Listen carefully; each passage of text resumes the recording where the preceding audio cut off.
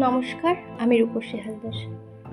আজকে পড়ছি অমৃত ভালোবাসা থেকে। লেখনীতে রয়েছেন সালমা চৌধুরী। এটি বিয়ে স্পেশাল পর্ব। আবির ভ্রু গুটিয়ে সরাসরি তানবীরের চোখের দিকে তাকে কর্কশ গলায় বিড়বিড় করল, তুই না আমার সম্বন্ধী? তানবীর নিঃশব্দে হেসে অত্যন্ত ধীর কণ্ঠে বলল, তুমি না আমার ভাই? তাছাড়া পুরো পৃথিবী জানে তুমি আমার বন্ধু টাইপের ভাই, তাই আমার দিকে সব থেকে পারমিশন আছে। আবির দাঁতে দাঁত চেপে বলল, জি ভাই, বুঝতে পেরেছি। বলছিলাম কি ভাই, আপনি পারমিশন দিলে আমি আপনার বোনের সাথে একান্ত কিছুটা সময় কাটাতাম। পারমিশন দিবেন ভাই? জি ভাই, আপনার জন্য এত আয়োজন। Best of luck, bye. Tanvir চলে যাচ্ছে। আবির মুচকি এসে দরজা বন্ধ করে দিয়েছে। দরজা বন্ধের শব্দে মেঘের শরীর ঝাঁকে দিয়ে উঠেছে। মাথা নিচু করার জন্য নিঃশ্বাস ছাড়ল। আবির আর চোখে মেঘের দিকে তাকালো। ঠোঁটে লেগে থাকা দুষ্টু হাসি। ধীর পায়ে এগিয়ে গেল মেঘের কাছে। আবিরের তপ্ত দু চোখ চকচক করছে। উৎকণ্ঠায় মেঘের চিবুক নেমে গলায় ঠেকেছে। ক্ষীণবক্ষের তীব্র কম্পনে শরীর ঘেমে একাকার অবস্থা। আবির আকপাছ না ভেবে আচমকা মেঘের কোলে মাথা রেখে শুয়ে পড়েছে। অপ্রত্যাশিত ঘটনায় মেঘ চমকে ওঠে। বুকের ভেতর প্রচণ্ড শব্দ শুরু হয়ে যায়। মেঘ সঙ্গে সঙ্গে চোখ বন্ধ করে ফেলেছে। হাত পা সহ সারা শরীর থরথর করে কাঁপছে। আবির আকস্মাৎ জামা কাপড়ের ওপর দিয়ে মেঘকে জড়িয়ে ধরে। পেটে মুখ ঘুরছিল। আবিরের অবাঞ্ছিত স্পর্শে মেঘের জোরালো বক্ষস্পন্দন আরও বেশি জোরালো হতে শুরু করেছে। নীরবে ঢোক গিলে এলোমেলো নিঃশ্বাস ছেড়েছে। আবির ভয়ঙ্কর আবেশে আবদ্ধ। সুদীর্ঘ অবকাশের অস্ফুট প্রণয়ের অফিসিয়াল অনুমোদন পেয়েছে আজ। মেঘের শরীর থেকে আসা বিমুগ্ধকারী ঘ্রাণটা আবিরের নাসারন্ধ্রের সঙ্গে সঙ্গে হৃদয়ে তোড়পাড় চালাচ্ছে। আবির এক মনে সেই ঘ্রাণটা উপলব্ধি করেছে। মেঘের অভিমানে নাক ফুলানো, গায়ের তীব্র গন্ধ, দরদি স্পর্শ, আদুরি কণ্ঠের আবদার পূরণের পরিপূর্ণ অধিকার পেয়েছে আজ। এই মেঘ একান্ত আবিরের। পৃথিবীর আর কোনো সাধ্য নেই এই আবিরের কাছ থেকে তার মেঘকে দূরে সরানোর। আজ ছোট্ট মেঘের আদরে কণ্ঠে বলা কথাগুলো আবিরের খুব মনে পড়ছে। আকস্মাৎ পেট থেকে মুখ সরিয়ে ঘাড় কিছুটা ঘুরিয়ে মেঘের অভিমুখে চাইল। মেঘের চোখের পাতা বন্ধ, কম্পনিত অধরে আবির আনমনে হেসে অত্যন্ত মোলায়েম কণ্ঠে বলল, তুমি আমার বহু প্রত্যাশিত একান্ত অভিলাষ, হৃদয়ের মণিকোঠায় সংগোপনে রাখার নির্মম প্রয়াস, আমার অবিচ্ছেদ্য প্রণয়ের উত্তাপ তুই, সকল ছন্দা সর্বনাশের কারণটা শুধু তুই। মেঘের সংকোচ কোনোভাবে কাটছে না। চোখ খুলে আবির দিকে তাকাতেও পারছে না। আবির মুচকে এসে ডাকলো, ওগো অপরূপা, চেয়ে দেখো না মনোরমা। মেঘ কিংকর্তব্যে বেরো।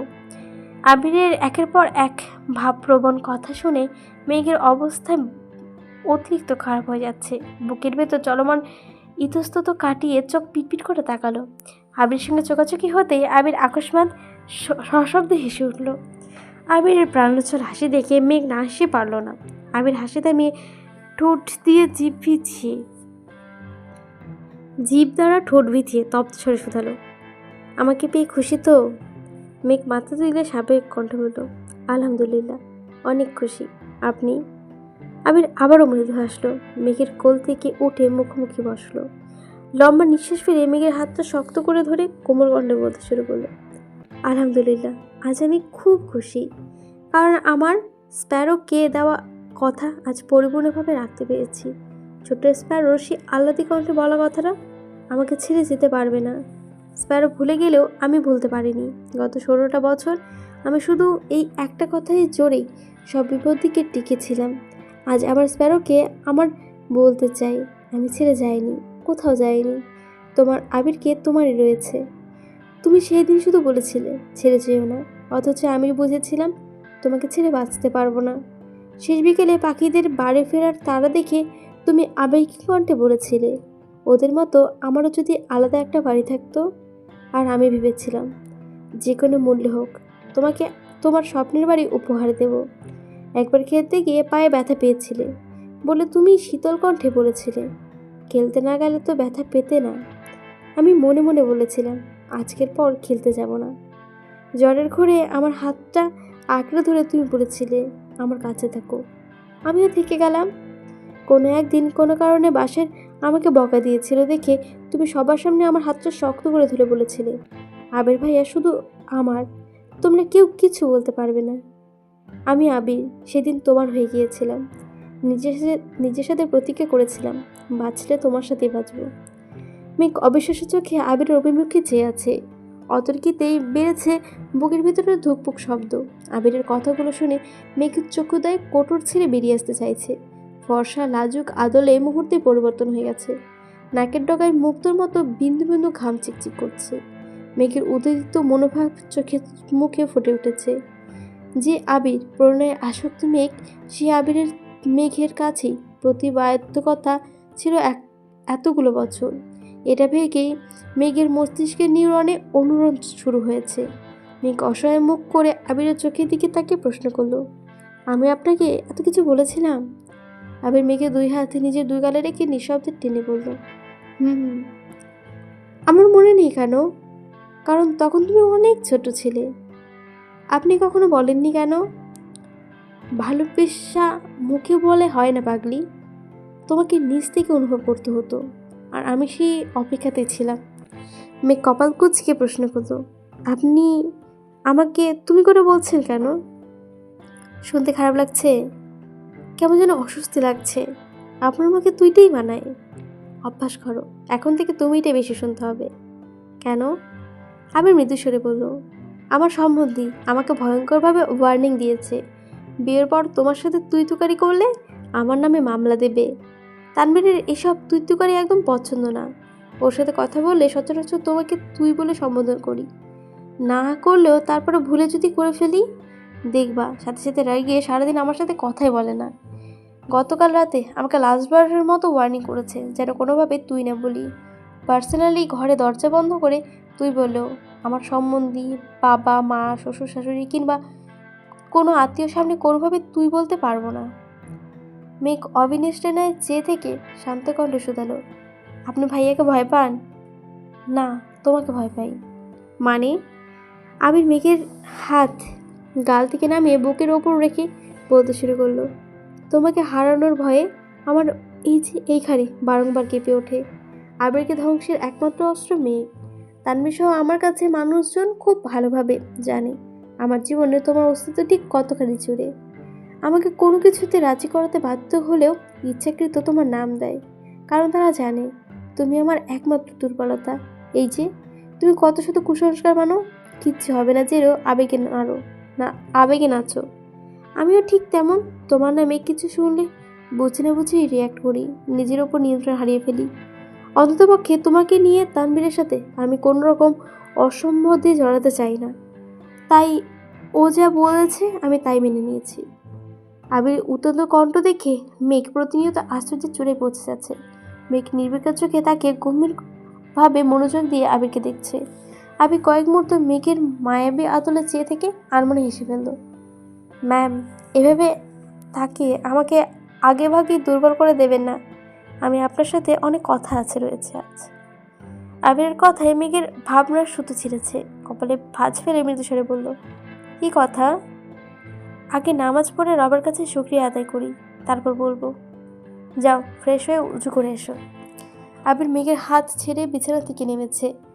এত কথোপকথনের ভিড়ে রিয়া আর জান্নাতের শিখিয়ে দেওয়া নিয়মকানুনগুলো মেঘ মাথা থেকে ভুলে গিয়েছিল। মেঘ ঝটফট বিছানা থেকে নেমে আবিরের পায়ে হাত দিয়ে সালাম করতে গিয়ে নিল, কিন্তু সালাম করার আগেই আবির মেঘের দুই বাহু ধরে উঠিয়ে আলতোভাবে বুকে জড়িয়ে মোলায়েম কণ্ঠে বলল, তোমার স্থান আমার পায়ে নয়, হৃদয়ে। আজকের পর কোনো দিন পায়ে হাত দিয়ে সালাম করার চেষ্টাও করবে না, মনে থাকবে? জি। আবির মেঘকে ছেড়ে ড্রেসিং টেবিলের ওপর থেকে ফোনটা হাতে নিয়ে ব্যালকনি দরজায় হেলান দিয়ে দাঁড়িয়ে কিছু একটা করছে। ওইদিকে মেঘ মনে মনে হিজিবিজি ভাবছে আর ব্যস্ত হাতে গয়না খুলছে।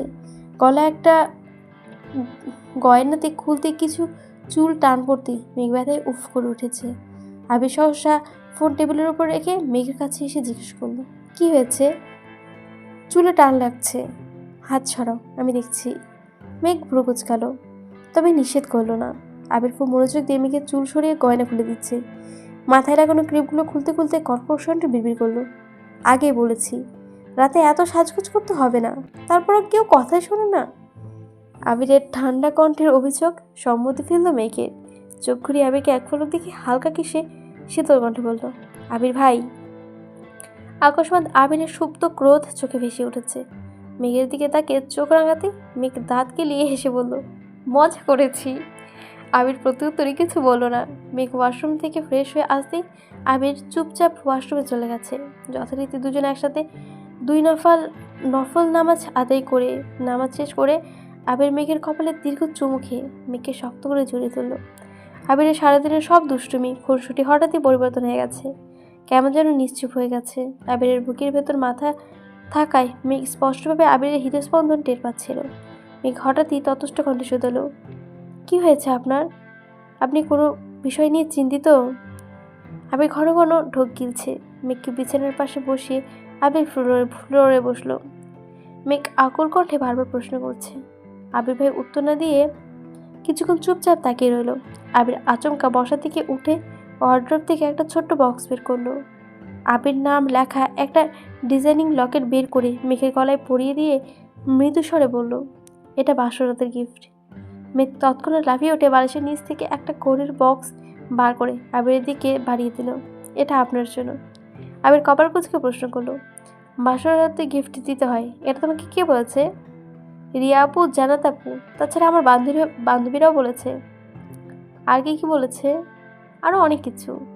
আবির ভ্রুকুটিয়ে ধীর কণ্ঠে কপাল চাপড়ে শক্ত কণ্ঠে বলল, ইস, আমার বউটা কোনো নষ্ট করেছে। মেঘ ঠোঁট কামড়ে বিড়বিড় করলো, মোটেই না। আবির ঘড়িটা দেখে মুচকি এসে বলল, পরিয়ে দাও। এখন? মেঘ ঘড়িটা পরিয়ে দিয়ে আহ্লাদে কণ্ঠ শোধালো, পছন্দ হয়েছে? আমার একমাত্র বউয়ের দেওয়া গিফট, পছন্দ হবে না কেন? আবির তপ্ত স্বরে ফের বলল, তোমার জন্য আরও সারপ্রাইজ আছে। কি? আবির একটা অ্যালবাম বের করে মেঘের হাতে দিল। অ্যালবামের সর্বপ্রথম ছবিটা আবির আর মেঘের বিয়ের। দুজন পাশাপাশি বসা। মেঘ ঘাড় কাত করে আবিরের বাইপাসে রেখেছে। মেঘের মাথার উপর নিজের মাথা কাত করে রেখেছে। দুজনের একসাথে সালামি দিতে আবিরের হাতের তালুতে মেহেন্দি দিয়ে লেখা মেঘের আবির, আর মেঘের হাতে লেখা আবিরের মেঘ। মেঘ ছবিটা দেখে মৃদু হেসে অ্যালবাম খুলেছে। মেঘের জন্মের পর আবিরের প্রথম কোলে নেওয়ার ছবি, মেঘের 6 মাস, 1 বছরের, 2 বছরের থেকে শুরু করে বিয়ে পর্যন্ত আবিরের সাথে যত ছবি ছিল সব অ্যালবামে আছে। মেঘ মুগ্ধ চোখে তাকে ছবিগুলো দেখছে। আবির পাশে দাঁড়িয়ে ছবিগুলো বর্ণনা দিচ্ছে। ছোটবেলার ছবিগুলো ফ্যামিলি অ্যালবাম থেকে সংগ্রহ করা। কোনো ছবি কখন কী অবস্থায় কাকে উঠিয়েছে সবাই আজ নির্দ্বিধায় বলেছে। মেঘ নিস্তব্ধ হয়ে ছবিগুলো দেখছে আর আবিরকে দেখছে। মাঝখানে 9 বছরে একসাথে ছবি না থাকলেও লাস্ট 2 বছরের ছবিতে তার উসুল তুলে ফেলেছে, যার মধ্যে হাতে গোনা কয়েকটা ছবি মেঘ নিজের ইচ্ছেতে তুলেছিল। বাকি সব আবিরের পার্সোনাল ফটোগ্রাফার তুলে দিয়েছে। অ্যালবাম দেখা শেষ হতেই মেঘ দীর্ঘ নিঃশ্বাস ছাড়ল। আবির মৃদু এসে জিজ্ঞেস করলো, রাগ করছো? মেঘ ঠোঁট ফুলিয়ে চেয়ে আছে। আবির নীরের কণ্ঠে বলল, রাগ করো না প্লিজ। এটা দেখে রেগে গেলে পরেরগুলো তো বলতেই পারবো না। পরে কি? আবির একটা চাবির গোছা মেঘের হাতে দিয়ে বলতে শুরু করলো, আজ থেকে এই চাবির গোছা তোমার। এখানে আমার রুমের প্রতিটা তালাবদ্ধ জিনিসের চাবি, পাশাপাশি আমার অফিসের সব চাবি আছে। তুমি আমার অর্ধাঙ্গিনী, তাই আজ থেকে আমার কোনো লুকোচুরি নেই। আমার যা কিছু আছে সব কিছু তোমার অধিকার রয়েছে। মেঘ আজ হতবিহ্বল যে আবির নিজের জিনিসপত্র কখনো কাউকে ছুতেই দেয় না, রুমে ঢুকতে দেয় না, সব কিছুতে তালা দিয়ে রাখে। সে আজ নিজের হাতে সব দায়িত্ব দিচ্ছে মেঘকে। আবিরের এত পরিবর্তন মেঘ স্তব্ধ চোখে কেবল দেখেই যাচ্ছে। আবির আকস্মাৎ মেঘের মুখোমুখি দাঁড়ালো। আচমকা ধপ করে মেঘের পায়ের কাছে বসে পড়েছে। আবিরের গায়ে যেন পা না লাগে তার জন্যই মেঘ সঙ্গে সঙ্গে পা সরিয়ে থতমত কণ্ঠে শুধালো, কি হয়েছে আপনার? আবির পেছন থেকে একটা সুন্দর গিফটের বক্স বের করে মেঘের হাতে দিল। মেঘ ভ্রুকুচকে প্রশ্ন করলো, কি এটাতে? দেখো। বক্স খুলতে 2টা ব্যাংকের চেক চোখে পড়েছে। মেঘ অ্যামাউন্টও ঠিকমতো খেয়াল করেনি। কৌতূহলবশত চেক তুলে বিস্ময়ে সমেত তাকালো। বক্সে স্বর্ণের বেশ কিছু গহনা। মেঘ বারবার আবিরের দিকে তাকাচ্ছে। আবিরের ঠোঁটে মলিন হাসি। মেঘ গয়নাগুলো তুলে বিছানার পাশে রেখেছে। কাগজের মতো কিছু লাল ফিতা দিয়ে পেঁচানো দেখে মেঘ স্বাভাবিকভাবে খুলে নিল। খুলতেই দেখলো একটা দলিল। কিছুটা পড়ার পর বুঝতে পারলো এটা কোনো জায়গা আবির মেঘের নামে নিয়ে দিয়েছে। মেঘ আশ্চর্য নয়নে তাকে প্রশ্ন করলো, এসবের মানে কি? আবির মুচকি এসে বলল, স্প্যারোস ড্রিম হাউস তোমার বাড়ি, একান্তই তোমার, যেখানে আমার কোনো অধিকার নেই। মেঘ কিঞ্চিত রাগী স্বরে বলল, অধিকার যদি নাই থাকে তাহলে আমার বাড়ি আপনি আমাকে না জানিয়ে কেন করেছেন? আগে আমাকে বললেন না কেন? শুরুতে জানানোর মতো পরিস্থিতি ছিল না। কেন? সময়টা ছিল ডিসেম্বর মাস, মাইশাপুর বিয়ের থেকে মালার কারণে তোমাকে জোর করে নিয়ে এসেছিলাম। আমি অফিস থেকে এসে তোমাকে সময় দিয়ে বোঝাতে চেয়েছিলাম মালার সাথে আমার কিছুই নেই, অথচ তুমি আমার আসা পর্যন্ত জাস্ট 10 মিনিট অপেক্ষা করতে পারলে না। আমাকে গুরুত্ব না দিয়ে মিরাজের গুরুত্ব দিয়েছিলে, তার জন্য তোমার প্রতি অভিমান হয়েছিল। সেই অভিমানে তোমার আব্বুর কথায় জেদ পরিণত হয়েছিল। ওনার মেয়েকে রানীর মতো রাখতে গেলে আগের রানীর স্বপ্নগুলো পূরণ করা জরুরি ছিল। সেই রাতেই 3 থেকে 4 দিনের জন্য চলে গেলাম। দিনরাত এক করে সব কিছু রেডি করে এসেছি। সেদিন বাসার কাজ শুরু করব, তার আগের দিন থেকেই আপনাকে এত মতে রিকোয়েস্ট করলাম, কিন্তু তুমি এতটাই জেদি যে কোনোভাবেই যেতে রাজি হলে না।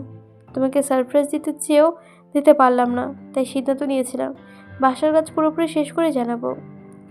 মেঘ শক্ত কণ্ঠে বলল, ইস, মিস করলাম। বাকিগুলো দেখে শেষ করো। মেঘ আরও বক্স খুলে নিল। কিছু চিরকুট, আবিরের অফিসের কিছু ডকুমেন্টস, সাথে কয়েকটা 500 আর 1000 টাকার বান্ডিল।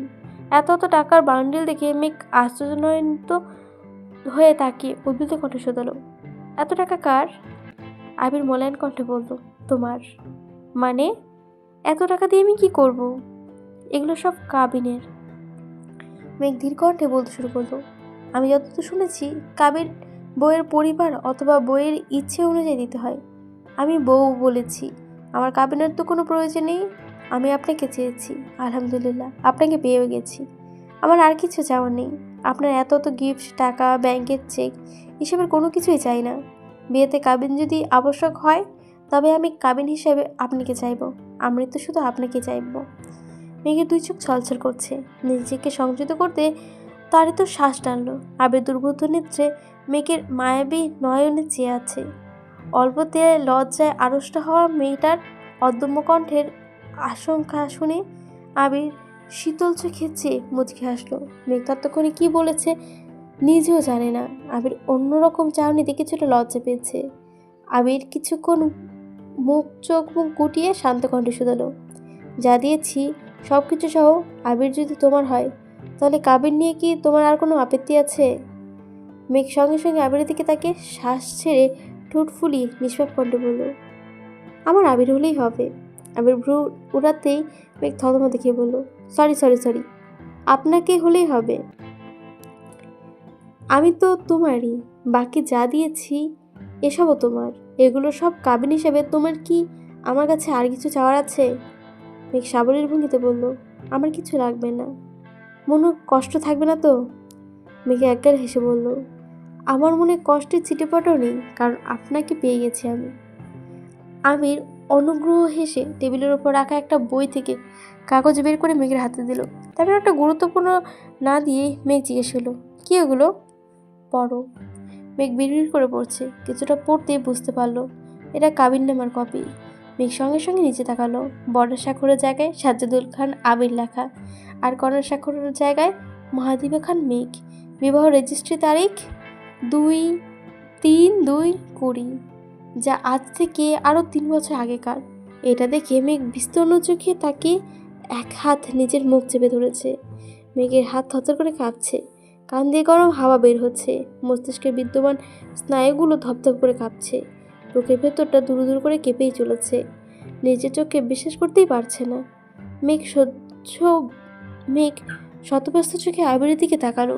আবির নিরুদ্দিক ভঙ্গিতে মেঘকে দেখছে আর নিজের বুকে হাত রেখে অনুচ্চ স্বরে দোয়া করছে। মেঘের গলায় আটকানো শ্বাসটা অতি সম্পূর্ণপণে বেরিয়ে এসেছে। মুখ ফুলিয়ে শ্বাস নিয়ে জিভ দিয়ে ঠোঁট ভিজিয়ে থতমত কণ্ঠে প্রশ্ন করল, এগুলো কি সত্যি? আমি ঢোক গিলে ধীর স্থির কণ্ঠে বলল, আইনের চোখে আমাদের বিয়ের 3 বছর পূর্ণ হয়ে গেছে। গতকাল 4র্থ বছরে পদার্পণ করছি। তোমাকে আগে বলেছিলাম তুমি আমারই। কেউ তোমাকে আমার থেকে আলাদা করতে পারবে না। কেউ যদি আমার সাথে ঝামেলা করতেও চাইতো আমি সরাসরি কাবিননামা দেখিয়ে দিতাম। মেঘ ভাবনা চিন্তা ছাড়া আচমকা বলে উঠল, এটা কিভাবে সম্ভব? আমি শক্ত কণ্ঠে বলতে শুরু করলো, আমি দেশ ছাড়ার মাসখানেক আগে তানভীরকে তোমার ব্যাপারে সব বলেছিলাম। সে আমার আবেগ অনুভূতি দেখে প্রথম দিকে মেনে নিল, পরবর্তীতে ওর মনে কিছুটা খটকা সৃষ্টি হয়েছিল। কারণ শর্ত হলো, সে তোমার আপন ভাই, তোমার প্রতি তার দায়িত্ব ভালোবাসা অন্য লেভেলের। সেটা আমার প্রতি হাজার থাকলেও তোমার সমান নয়। বলতে গেলে তানভীর আমি দুজনই তখন অপ্রাপ্তবয়স্ক, মর্যার ছলে হোক কিংবা গভীর চিন্তা থেকে। তানভীর একদিন হুট করে বলে বসলো, ভাইয়া তুমি বনুকে এখন এখন পছন্দ করো, মানলাম, আমি ওকে দেখেও রাখলাম, কিন্তু 7 বছর পর তোমার মন মস্তিষ্ক যে অন্যরকম থাকবে তার কি গ্যারান্টি আছে? তখন যদি তুমি বনুর প্রতি এখনকার মতো অনুভূতি না থাকে। তানভীরের কথা শুনে আমার মনে চিন্তা জাগনা হয়।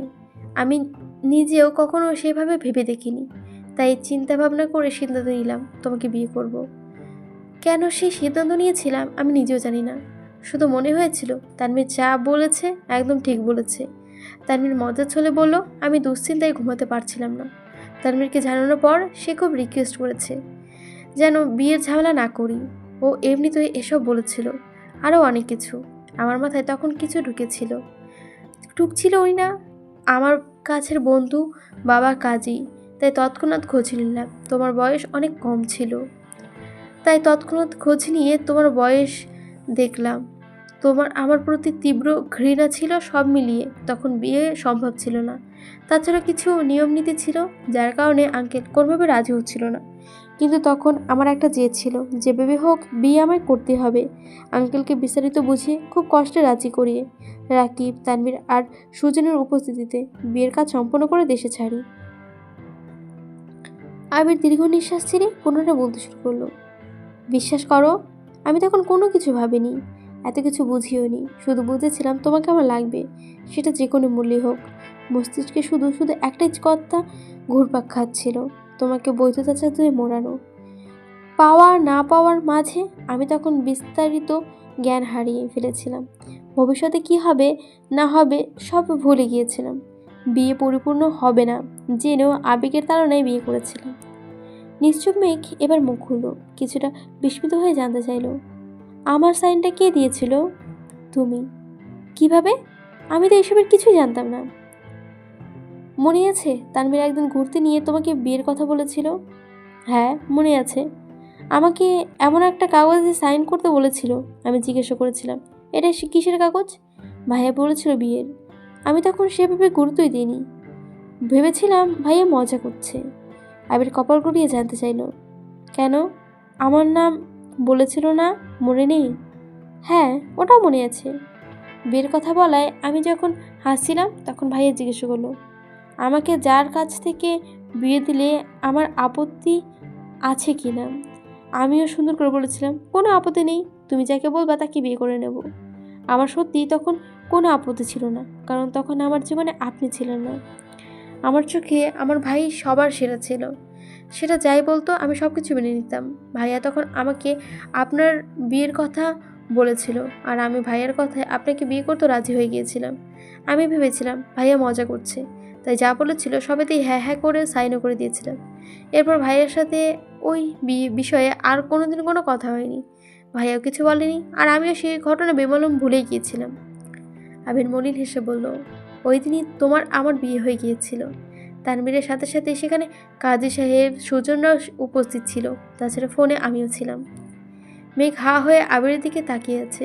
আবির গলা কাকড়ি দিয়ে আবারও বলতে শুরু করলো, আমি সাইন করার দিনই তোমাকে বউ হিসেবে কবুল করেছিলাম, কিন্তু তোমারটা বাকি ছিল। তোমাকে বিস্তারিত বোঝানোর পরিস্থিতি ছিল না, তাই তানভীর যেভাবে পেরেছে ম্যানেজ করেছে।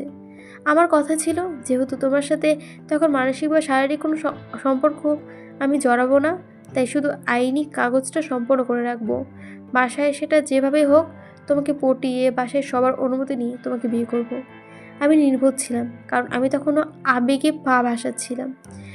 আমাদের বিয়ে আইনিভাবে নিবন্ধিত হয়ে গিয়েছিল। আমার এত বছরের ভালোবাসা আইনি স্বীকৃতি পেতে মনে সুখের হাওয়া বইছিল। আমার আকাশে বাতাসে বিয়ের আমেজ ছিল, কিন্তু সেই আমেজ বেশি দিন থাকলো না। মাস তিনেকের মধ্যেই ফুপির কথা জানতে পারি, আর তখনই আমার মাথায় আকাশ ভেঙে পড়ল। তানভীরের সাথে ঘটে যাওয়া ঘটনা ভীত হয়ে আমি আইনের স্বীকৃতির কাছে ঝোরাঝুরি করছিলাম, কিন্তু ফুপির কথা শুনে সম্পূর্ণ নিস্তব্ধ হয়ে গেছিলাম। সেখানে ফুপি প্রেমের সম্পর্ক চেয়েও মেনে নেয়নি। আমি কাউকে না জানিয়ে বিয়ে করে ফেলেছি। আমার বিয়েটা কোন লেভেলের অপরাধের কাতারে পড়ে সেটা ভেবে আটকে উঠেছিলাম। এত বছরে নিজের মনে জমে থাকা স্বপ্নগুলোকে পিণ্ডভূত করে যে কাচের বাড়িটা বানিয়েছিলাম, সে বাড়িটা মনের ভেতর ঘটে যাওয়া আকস্মিক ভূমিকম্পের তছনছ হয়ে গিয়েছিল। নিচে সাজানো স্বপ্ন ভাঙার সাথে সাথে ভেঙেছিল তোমাকে দেখার সব আশঙ্কা। নিজের আক্ষেপে নিজেই পড়েছিলাম। কিছু সময়ের জন্য মনে হয়েছিল পৃথিবী ছেড়ে চলে যায়, কিন্তু সে সময় তোমাকে দেওয়া কথাটা আমার কানে বাজছিল, আমাকে ছেড়ে যেতে পারবে না। সে আদরে আনন আমাকে মৃত্যুর দ্বারপ্রান্ত থেকে টেনে এনেছিল শুধুমাত্র তোমার কথা ভেবে। নতুনভাবে নিজেকে তৈরি করেছিলাম, কিন্তু বুকে ছিল আকাশ সমান ভয়। বাসায় বিয়ের কথা জানলে তোলপাড় শুরু হবে, এটা খুব ভালোভাবে বুঝেছিলাম। তোমাকে নিয়ে আলাদা থাকার যোগ্যতা আমার ছিল, কিন্তু তুমি যে আমার ছিলে না। তুমি এমনিতেও 7 থেকে 8 বছর যাবৎ আমার সাথে কথা বলছিলে না। এই অবস্থায় কোনো ক্রমে যদি শুনতে পারতে যে তোমার সাথে আমার বিয়ে হয়ে গেছে, তখন আব্বু চাচ্চু কী করতো জানি না, কিন্তু তুমি হয় আমাকে খুন করতে, নয়তো নিজে সুইসাইড করতে, আর না হয় লাস্ট অপশন ছিল ডিভোর্স। তোমার জেদকে আমি বরাবরই ভয় পাই, তখনও খুব ভয় পেয়েছিলাম। তুমি ভুলক্রমে কিছু বললেও সেটা তুমি করেই ছাড়তাম। বাসায় ফিরে 3 মাস কিংবা 6 মাসের মধ্যে বিয়ে করার স্বপ্ন আড়ালেই হারিয়ে গেল। সেই থেকে আমার আতঙ্ক শুরু হলো। তানভীর, রাকিব দুজনকে খুব জোর করে বললাম ভুল করে যেন বিয়ের টপিক না ওঠায়, বিয়ের কথা যেন মন থেকে ভুলে যায়। অনাকাঙ্ক্ষিত কারণে 6 মাস আগে দেশে ফিরলাম। তখন সব ভুলে তোমাকে আমার প্রেমে পড়তে বাধ্য করলাম। প্রতিনিয়ত নিজের আবেগকে নিয়ন্ত্রিত করে তোমাকে অনুভব করাতে লাগলাম। আলহামদুলিল্লাহ, অনেকখানিক বছরের মধ্যে আমি সফল হয়ে গেলাম। আমার অ্যাক্সিডেন্টের পর তোমার আবেগ জড়ানো কথাগুলো শুনে তোমার ভালোবাসার পরিপূর্ণ নিশ্চয়তা পেয়ে গিয়েছিলাম। বাসার উপস্থিতি, তোমার পরিস্থিতি দেখে তখন দ্বিতীয়বার উপলব্ধি করেছিলাম আমি আবেগের বশে ঠিক কতবারও ভুল করে ফেলেছি। আম্মুর বারবার জানতে চাওয়া আমার কোনো পছন্দ আছে কি না, আব্বুর একই প্রশ্ন পরোক্ষভাবে জিজ্ঞাসা করা, সেই তোমার সাথে অতিরিক্ত যত্নে আমি পাগল প্রায় হয়ে উঠেছিলাম। তখন বুঝেছিলাম আমার বাবা মা আমাকে খুব ভালোবাসে। তাদের ইচ্ছা শক্তি এতটাই প্রবল যে আমি চাইলে তারা পৃথিবীর সব কিছু আমার সামনে হাজির করতে পারে। সেখানে তোমাকে আমার সাথে বিয়ে দেওয়া তেমন কোনো বিষয় না, বরং তোমাকে চাইলে আব্বু আম্মু খুশি হতো। কিন্তু ওনারা তো জানতো না যে আমি ওনাদের হৃদয় ভেঙেই ফেলেছি। আর না তুমি কিছু জানতে। এই পরিস্থিতিতে দাঁড়িয়ে আমার বিয়ের কথা বলাটা কোনোভাবেই সম্ভব ছিল না, আর না বলা সম্ভব ছিল। বিয়ের ঘটনা লুকিয়ে নতুন করে বিয়ে করা, তাছাড়া তখনও তোমার স্বপ্নের বাড়ি গিফট করা বাকি, তোমাকে মানসিকভাবে প্রস্তুতি করাটা বাকি ছিল। গত রমজানের আগে হুটে সবাই সামনে একদিন আমার বিয়ের কথা উঠল। তোমার আব্বু আগুনে ঘি ঢালার মতো কোথাকার কোন মেয়ের কথা বলল। আমি মেজাজ হারিয়ে বললাম 1 বছর বিয়েই করব না। আমি তাদের কীভাবে বুঝাতাম আমি যে তোমাকে বিয়ে করে ফেলেছি। তারপর রাকিবের বিয়ে ঠিক হলো, তখন আব্বু আমাকে কথা শোনালো। এমনকি আমার নিজেরও খারাপ লাগছিল, কারণ আমি যখন থেকে তোমাকে ভালোবাসি তখন থেকে বলেছিলাম আমি যেভাবে হোক রাকিবের আগে বিয়ে করব। বিয়ে করেও ছিলাম, কিন্তু কাউকে বলতে পারছিলাম না। আবেগ আর কষ্টগুলো নিজের ভেতর চাপিয়ে রাখতে রাখতে আর পারছিলাম না। রাকিবের গায়ে হলুদের রাতে ফুপ্পিকে জড়িয়ে ধরে কাঁদতে কাঁদতে শুধু একটা কথাই বলছিলাম, আমি ভুল করেছি, খুব বড় ভুল করেছি। সেই ভুলের শাস্তিস্বরূপ মেয়েকে আমার থেকে কেড়ে নিও না, আমি মেয়েকে ছাড়া বাঁচতে পারবো না। ফুপি নিরুপায় ছিল আমার কান্না দেখে, তবুও কয়েকবার আব্বুকে বলার চেষ্টা করেছে, কিন্তু সাহস করে বলে উঠতে পারেনি। তারপর শুরু হলো তোমার আব্বুর ছেলে দেখা। বাধ্য হয়ে বাসায় রাখারাখি করলাম। তোমার বাসায় কাজ শেষ করতে প্রজেক্টের দায়িত্ব নিয়ে দেশের বাইরে গেলাম। বিয়ের কথা বাসায় বলার জন্য মানসিকভাবে প্রস্তুতি নিচ্ছিলাম। আমার পুরোপুরি টার্গেট ছিল 1 তারিখে তোমাকে প্রপোজ করব, রাতে বাসায় বিয়ের কথা বলবো। বাসায় মানলে 2 তারিখে ধুমধাম করে গায়ে হলুদ হবে, আর না মানলে তোমাকে নিয়ে বাড়ি ছাড়বো। মাঝখান থেকে তুমি 3 দিন আগে প্রপোজ করে বের হয়ে গেলে, সব কিছু উল্টোপাল্টা হয়ে গেল। তবে যাই হোক, রবের কাছে হাজারো শুকরিয়া, যে কোনো ঝামেলা ছাড়াই তোমাকে পেয়ে গেছি। আমি হতবিহ্বল হয়ে পাথরের মতো আবিরের মুখের বাড়ি চেয়ে আছে। কিছু জিজ্ঞাসা করা বা বলার ভাষা হারিয়ে ফেলেছে। আবির দেওয়াল ঘড়ির দিকে তাকিয়ে সময় দেখল। মেঘের হাত থেকে কাগজ নিয়ে মেঘের মসৃণ গালে চুমু খেয়ে হঠাৎই পূর্ণ কণ্ঠে বলে উঠল, বউ, আমি তোমাকে 5 মিনিট দিচ্ছি। এর মধ্যে টাস্কি খাওয়া মোড় থেকে বেরিয়ে রোমান্টিক মুডে আসো। আমার বুকের ভেতর প্রেম ভালোবাসার অদ্ভুত গরম পানির মতো টকবক করছে। তুমি রোমান্টিক মুডে না আসলে আমার অন্তর পুরে ছারখার হয়ে যাবে। তুমি কি তাই চাও? মেঘ নির্বিকার চোখে আবিরের দিকে তাকালো। আবির নিঃশব্দে হেসে চোখ টিপল। আবির নির্লজ্জ মার্কা কথা আর কাণ্ড দেখে মেঘ না পারেও কিঞ্চিৎ হাসল। সকালে নাস্তা টেবিলে আবির আর মেঘ ব্যতীত সকালের উপস্থিত। বন্যাও আজ সবার সাথে খেতে বসেছে। ইকবাল খান ধীর কণ্ঠে শুধল, আবির আর মেঘ কি এখনো ওঠেনি? মালিয়া খান মিমকে উদ্দেশ্য করে বলল, মিম দেখে তো। মিম সঙ্গে সঙ্গে উপরে উঠে গেল। আবির রুমের দরজায় ডাকতে গেল। খেয়াল করলো দরজা খোলা। রুমে মেঘ আবির কেউ নেই। মিম রুমের ভেতর ঢুকে ভালোভাবে দেখলো। শশা বাইরে এসে উচ্চস্বরে বলল, ভাইয়া আপু কেউ রুমে নেই। আলী আহমেদ খান সঙ্গে সঙ্গে তানভীরের দিকে তাকালো। তানভীর অতর্কিত বলল, আমি সত্যি কিছু জানি না। পর্ব এখানে শেষ হয়ে গেছে। কেমন হচ্ছে অবশ্যই জানাবেন। ভালো লাগলে অবশ্যই লাইক কমেন্ট সাবস্ক্রাইব করে দেবেন। আসছি আজকে, ধন্যবাদ।